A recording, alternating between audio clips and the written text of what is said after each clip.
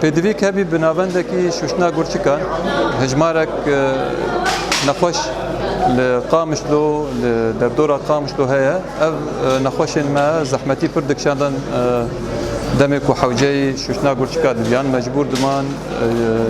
bi alî dêrikê veherin bi alî hesekê veherin ji bo wê pêdivî bi vekirina navendekî bi vî rengî hebî em bêhêvîne ku navenda ku hatî vekirin xizmetekî baş ji bo